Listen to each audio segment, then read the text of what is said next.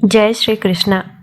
मार्गशीर्ष मास की पावन श्रृंखला में आप सभी का स्वागत है। अध्याय 7 में यह मास परम पुरुषोत्तम भगवान श्री कृष्ण को साक्षात समर्पित है और इसका हर दिन हमें भक्ति के एक नए आयाम से जोड़ता है। आज हम उस लीला का श्रवण करने जा रहे हैं जहां कृष्ण ने न केवल ब्रजवासियों की रक्षा की बल्कि देवराज इंद्र के घोर अभिमान का भी अंत किया। हमारी कथा का केंद्रीय भाव है अहंकार से बड़ी कोई शक्ति नहीं और शरणागत की रक्षा से बड़ा कोई धर्म नहीं। कथा में आगे बढ़ने से पहले आइए हम इस पवित्र मार्गशीर्ष माह के कुछ महत्वपूर्ण नियमों और संकल्पों को जान लें। ब्रह्म मुहूर्त में स्नान। इस पूरे मास में सूर्योदय से पहले उठकर किसी पवित्र नदी, सरोवर या घर पर ही गंगा जल मिश्रित जल से स्नान करना चाहिए। यह शरीर और मन दोनों को शुद्ध करता है। तुलसी पूजन। नित्य स्नान के बाद तुलसी महारानी को जल चढ़ाएं और उनका पूजन करें। तुलसी के पत्तों से भगवान विष्णु की पूजा अत्यंत फलदायी मानी जाती है। दीपदान। संध्या काल में अपने घर के मंदिर में और विशेष रूप से तुलसी के पौधे के पास घी का दीपक अवश्य प्रज्वलित करें। यह अंधकार को दूर कर ज्ञान का प्रकाश फैलाता है। मार्गशीर्ष मास को गीता जयंती के लिए भी जाना जाता है। इस पूरे मास में यथासंभव भागवत गीता के किसी एक अध्याय का पाठ करें या उसका श्रवण करें। इस मास में सात्विक भोजन ग्रहण करें और वाणी पर संयम रखें। अधिक से अधिक हरे कृष्ण मंत्र का जप करें। इन नियमों का पालन करते हुए आप भगवान श्री कृष्ण की विशेष कृपा के पात्र बनते हैं। मार्गशीर्ष मास की कथा सुनने, पढ़ने या सुनाने मात्र से आपको अत्यधिक लाभ मिलते हैं।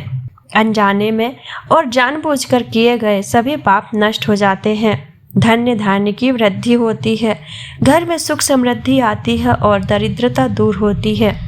इस मास को सोने का महीना भी कहा जाता है। मनोकामना पूर्ण होती हैं।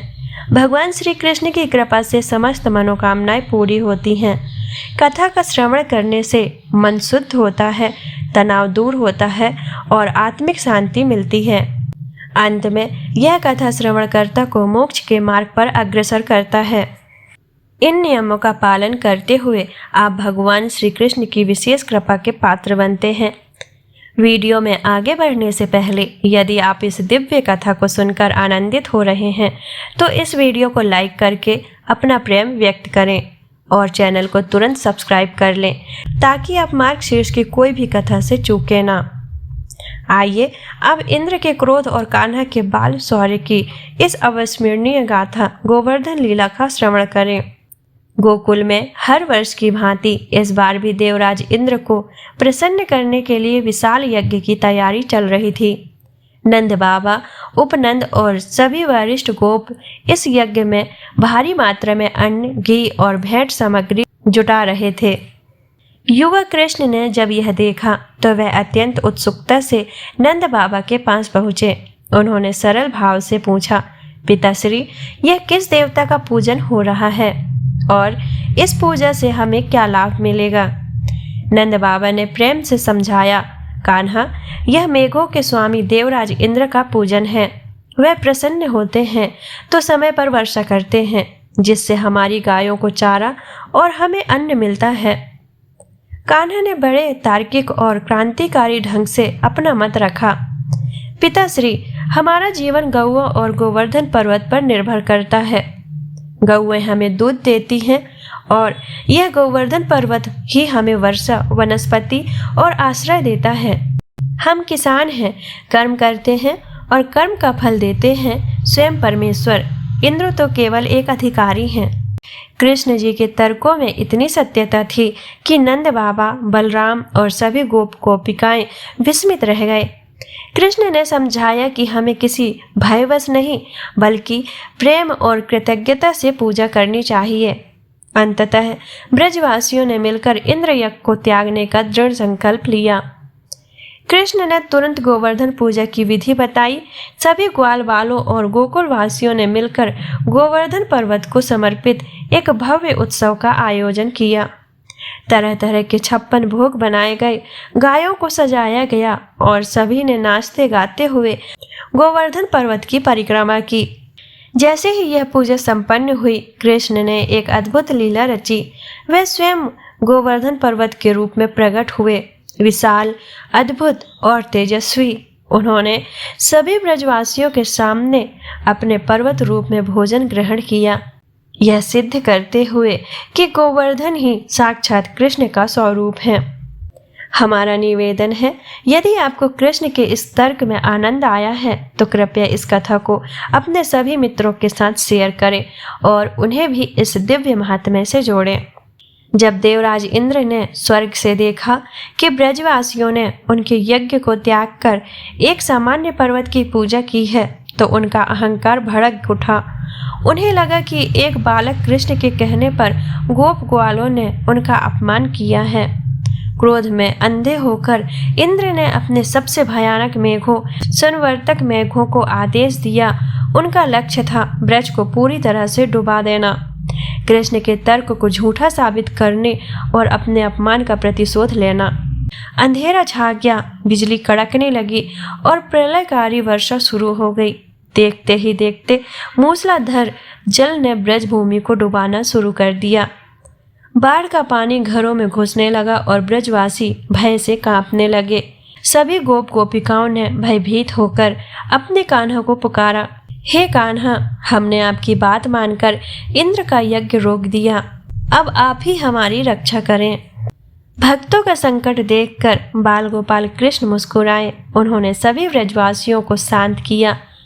फिर कृष्ण ने अपनी बाईं कनिष्ठिका उंगली पर उस विशाल गोवर्धन पर्वत को ठीक वैसे ही उठा लिया जैसे कोई बच्चा किसी खिलौने को उठा लेता है। उन्होंने सभी ब्रजवासियों और उनके पशुधन को उस पर्वत के नीचे आश्रय लेने का आदेश दिया। लगातार 7 दिनों तक कृष्ण ने बिना पलक झपकाए गोवर्धन पर्वत को अपनी उंगली पर धारण किए रखा। इंद्र ने अपनी पूरी शक्ति लगा दी, लेकिन पर्वत के नीचे एक बूंद भी नहीं जा पाई। इंद्र का अहंकार टूट गया। उन्हें अपनी तुच्छ शक्ति और अहंकार का बोध हुआ। वे लज्जित होकर कृष्ण के सामने नतमस्तक हुए और क्षमा याचना की। यदि आप चाहते हैं कि इस चैनल पर कृष्ण की ऐसी दिव्य लीलाओं के दर्शन हमेशा होते रहे, तो आज ही हमारे ज्वाइन बटन पर क्लिक करें और चैनल के सदस्य बनकर हमारा समर्थन करें।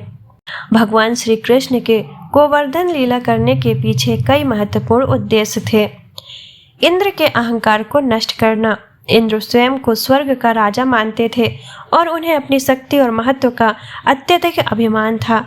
वे सोचते थे कि संपूर्ण पृथ्वी और उसके निवासी उनके अधीन हैं।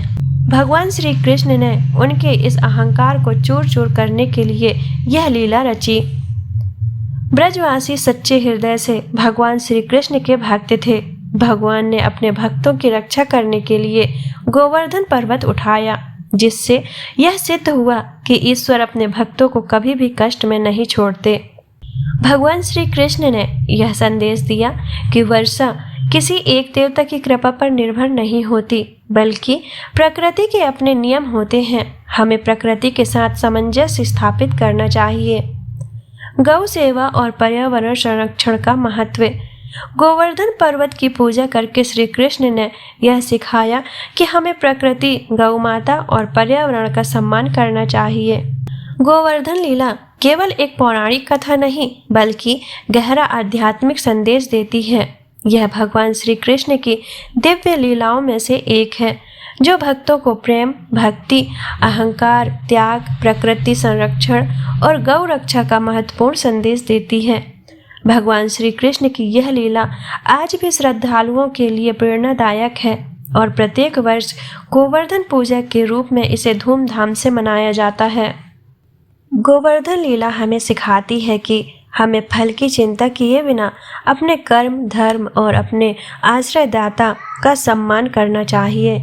भगवान अपने भक्तों की रक्षा के लिए बड़े से बड़े अभिमानी का भी अहंकार क्षण भर में नष्ट कर देते हैं। इस मार्गशीर्ष में संकल्प लें कि आप अपनी भक्ति में अहंकार को कभी स्थान नहीं देंगे और पूर्ण विश्वास के साथ कृष्ण की शरणागति स्वीकार करेंगे। इस दिव्य कथा को सुनकर अपनी भक्ति को परिपक्व करने के लिए आप सभी का धन्यवाद। शुभ मार्गशीर्ष। जय श्री कृष्ण।